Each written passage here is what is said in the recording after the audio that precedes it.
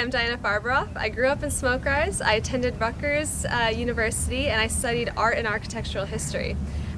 Growing up in Smoke Rise, I always admired the chapel, and back in 2015 I reached out to Tom and Corey about getting involved in the chapel committee. It's been a while since I've been out in the chapel, and I'm really excited to see what kind of progress they've made and learn more about the upcoming projects. Let's take a look inside.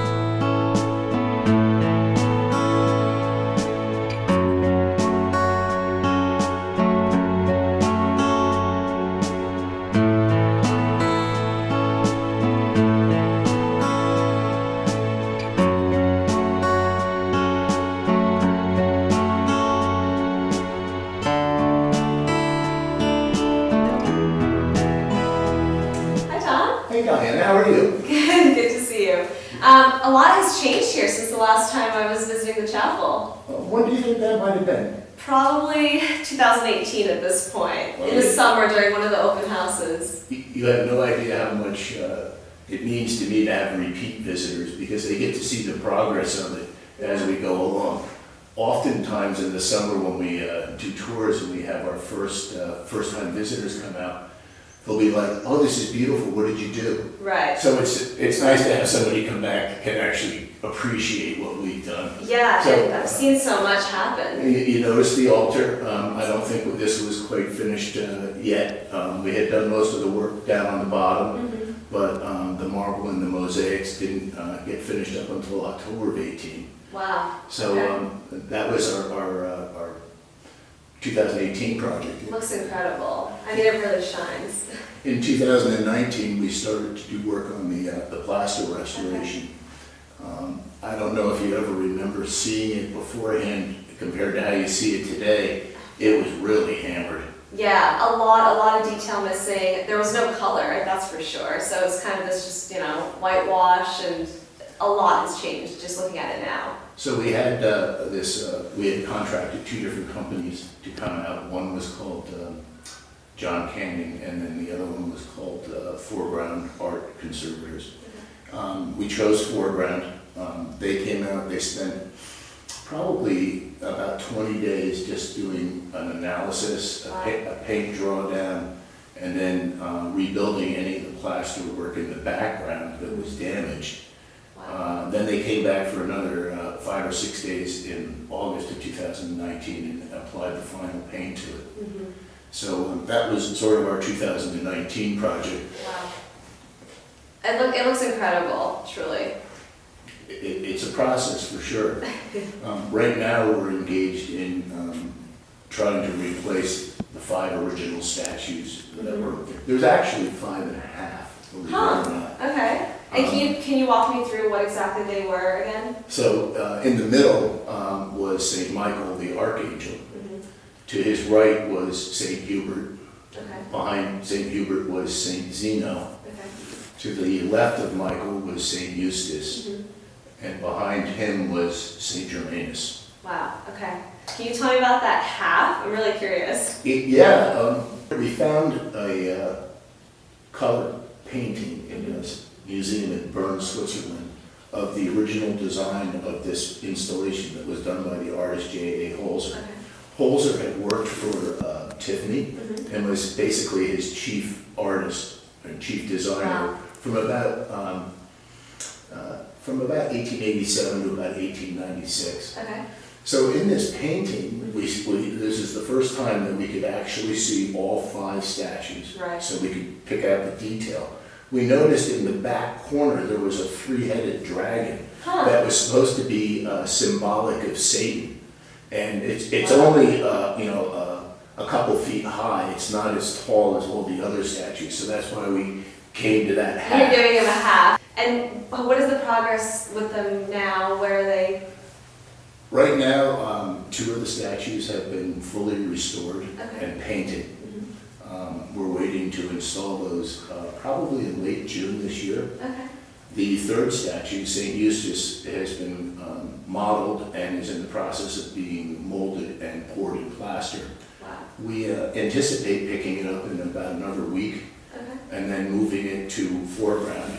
plaster conservators for final painting. Okay. Once that statue is completed, the sculptor who created them can do the installation of all three. It'll be a dramatic change in the chapel. Wow, and can you just give me a little more detail and understanding of like what really the process of recreating these statues looks like?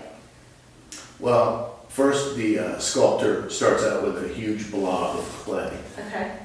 He forms a human form to the height that we need, which is about 54 inches. Okay. He then creates that human form to be anatomically correct in terms of all the proportions of the head, the chest, the arms, Sure. etc. And then as he's working through that, he adds clay Okay. and then adds detail. Yeah. Once all the clay has been set, he'll call us up to his studio, which is in Canton, Massachusetts. It's a little south of Boston. Okay. And he'll ask us for comment. If we approve the statue, then it moves on to the next step. But that approval is the point of no return. If we approve something in the clay, that's what we're getting. It's quite literally fixed in clay. so it's critical at that juncture that we get it right. Yeah, right.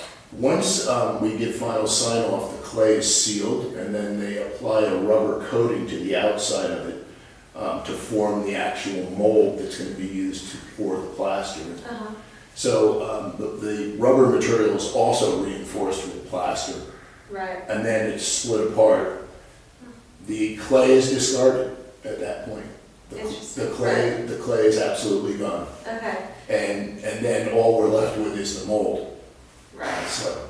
And how long does that whole process take, kind of start to finish? Is it like months, a year plus? You know, what is each statue, I guess? The sculptor has other work Sure. that he's forming through his facility. Okay. He actually doesn't just pour in plaster, he pours in bronze as well. Okay. So he makes bronze statues. Wow. So he's been roughly running about 5 months to get the clay done.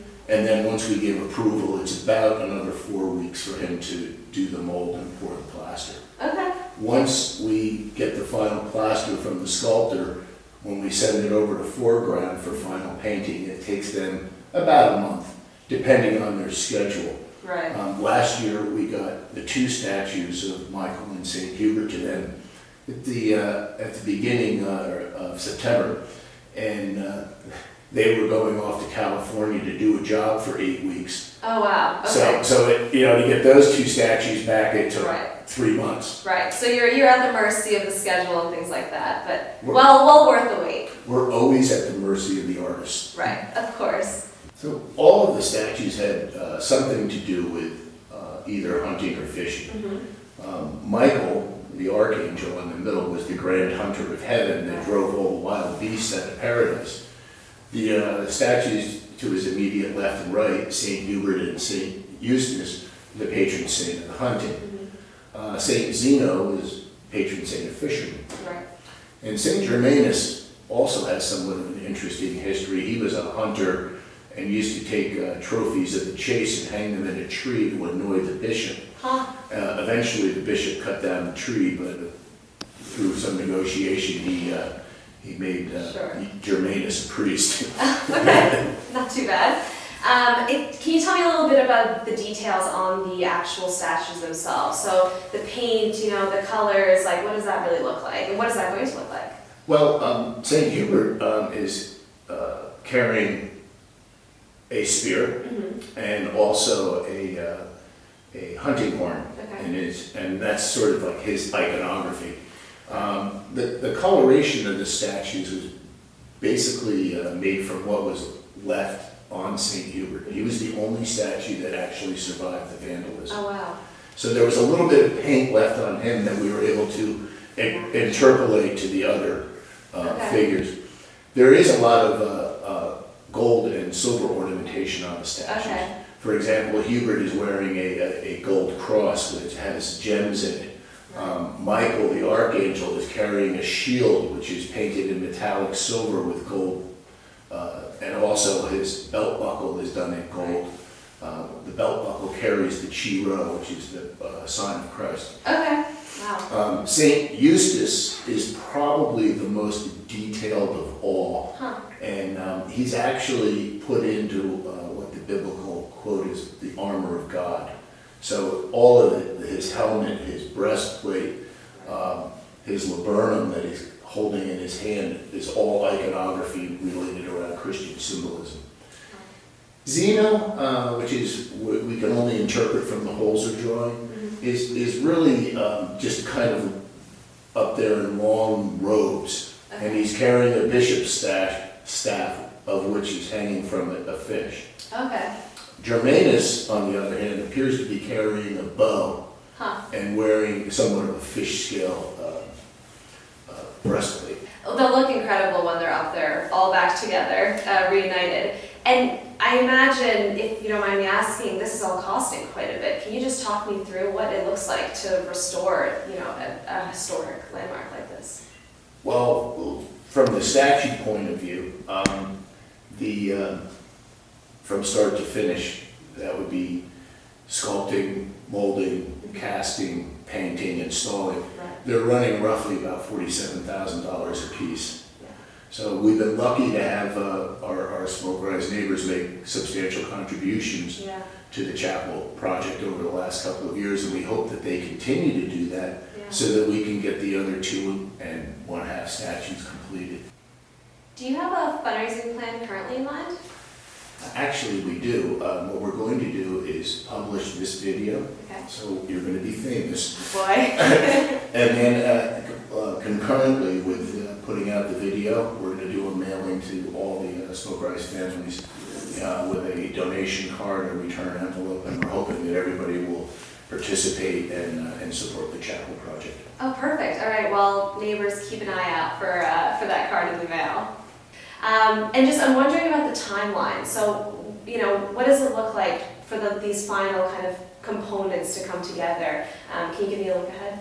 Well, if we were able to raise another $40,000 this year, we could complete another statue next year. So, and we've basically been running between $30,000 and $50,000 a year in donations. So, Great. So it's probably going to be another 2.5 years before we can get this part of the project all finished up.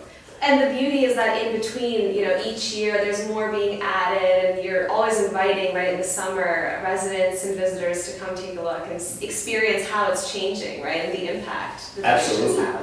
2020 was tough because Right. the chapel was closed the whole season. Sure, yeah. So, but the committee is already in the process of planning 5 open houses for this summer. Our local church, community church of Smoke Rise, holds church at the chapel, and we'll be doing that 3 times this summer. Okay. And we're actually getting more increased interest in tours. Great. And also in private ceremonies. So we have another christening coming up in June. Oh, that's wonderful. Yeah. And have you ever had weddings at the chapel? We've had about 40 Wow. over the last 30 years. It ebbs and flows. Sure. There was one year we had a wedding every weekend from Memorial Day to 4th of July. That's amazing. And then another years we don't have any. Sure. So, it's a unique situation for a wedding because there's a couple of variables. If it's raining Of course. or windy, Right. you really can't put people in boats if it's thundering and lightning. Of course, yeah. It's a small space, but it's so intimate, and it's just special and memorable location to host a special event. Most of the people that get married here often comment that they have never found a more romantic location. Oh, yeah. So Tom, are there other projects within the chapel that you're still looking to complete in the future? There are a few, but Okay. I have to say that we are closing in on it. The Great. plaster statuary is clearly the most complex Right. and also the most expensive project that we're going to entertain. Okay. When we did the stained glass, we spent about $160,000 restoring all the stained glass in the chapel. Obviously, from the prices we were talking about before for the plaster statues, you can see that it's a much more expensive project. But there are a few other things that we would like to do. There used to be a sanctuary lamp up above us. Okay. Somebody actually found it in the lake a long time ago. I got it back from the guy in the 70s. Mm-hmm. And Corey and I have been working out the details of that. We have to source a lot of materials, and some of these things just aren't made. Right. So we have to contract people to actually make them for us, and that sometimes gets a little complicated. There was also a large statue, bronze, out underneath the Tiffany Celtic Cross window of the Madonna. We actually found a small-scale model of that and purchased it from an antiquities dealer in France. Wow. Which we could use that model to scale up and make a life-size one that was similar to what was there. Okay. Just to give you some idea, that project is running about $40,000. Oh wow. Okay. So To have it scanned, 3D print, right. mold, poured in bronze, Sure. patinaed, shipped, installed. I mean, so there's still, along with the statues, there still are little things, little big-ish things that we still want to be doing here. And There's still a few more, but we're very, very, very close to the finish line. A lot closer than we were 10 years ago. And it's amazing to see it all come together. I can say, I've been here before the altar was completed, before the plasterwork was even painted, before the stained glass was in, and I've seen it summer after summer come together piece by piece, and I really encourage, residents to come out here, take a look, see it now, and then see it again when, next summer and in 2 summers. Thank you so much, Tom, for having me. When you mentioned about having seen it progress over the years, I just wanted to share a picture with you that I had taken in 1970. Wow. There was no stained glass, there was no altar, there was no lattice work, there was no cherubs, there was no scroll work up on the top. The Tiffany Sanctuary lamp was gone, the statues were destroyed. So when like I said before, it's really nice when you have somebody come out and they can really appreciate where we started. Yeah, and I mean, just seeing this, it's really incredible how much work you and Corey and the rest of the donors and everyone's put in. It's well done and excited to see it completed. Well, thank you for coming out today, and thank you for being part of this interview. Of course, my pleasure.